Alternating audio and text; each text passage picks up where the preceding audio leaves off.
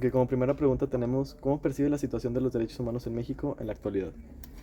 Pues creo que en México, en la parte de los derechos humanos está, digo, sí se respetan mucho, pero hay mucha área de oportunidad, debido a que muchas veces hay mucha desigualdad, ya sea por la parte, por los diferentes estratos sociales en cómo se aplican estos derechos humanos. Entonces, digamos que no está equitativo y debería ser para todos. ¿Has experimentado, conoces casos de violaciones de derechos humanos en tu comunidad o entorno cercano? En un entorno cercano, no.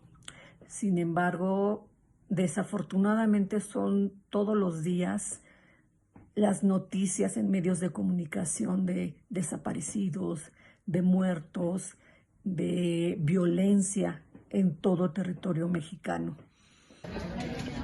¿Crees que la educación y la conciencia pública juegan un papel importante en la promoción de los derechos humanos? ¿Por qué?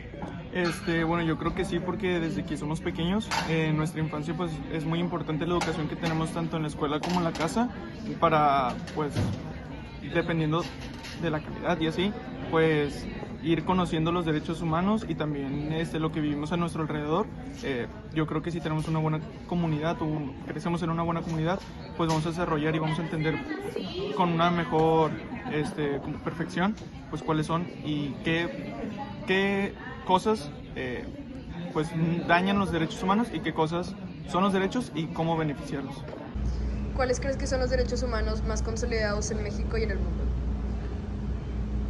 Yo creo que el más consolidado ha de ser el derecho a la vida, pero creo que tenemos que tener un derecho un poquito más amplio, el derecho a la vida digna, ese no está tan consolidado. En equipo llegamos a la reflexión final de que los derechos humanos son fundamentales para garantizar tanto la dignidad como la libertad de las personas en México y en el mundo.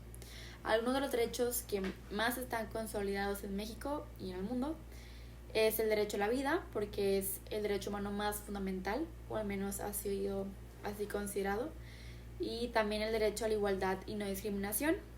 Se ha tenido un gran avance en la promoción de la igualdad de género y la protección de los grupos vulnerables o de minoría contra la discriminación, aunque todavía se sigue trabajando, pero ahí va creciendo muy bien por esa parte. Y también el derecho a la libertad de expresión. Sin embargo, también existen derechos humanos que están subejercidos, y uno de los más comunes son el derecho de los migrantes y los derechos de la comunidad LGBTQ+, ya que a pesar de los avances, en algunos lugares todavía enfrentan discriminación y violencia en muchas partes del mundo. En cuanto a los nuevos tipos de derechos que podrían considerarse necesarios, pensamos en los derechos digitales, ya que es muy importante la protección de nuestros datos y nuestra privacidad. También los derechos medioambientales. ¿Por qué? Pues esto dado a la creciente preocupación por el cambio climático. Y por último, los derechos de las inteligencias artificiales y automatización. Más que nada aquí entra por el tema de la ética, aquí también entra mucho la ética profesional y demás. Y bueno, esto los pensamos porque debido a las necesidades que han sido emergentes y por el tema de la adaptabilidad para seguir viviendo una sociedad amena. Muchas gracias.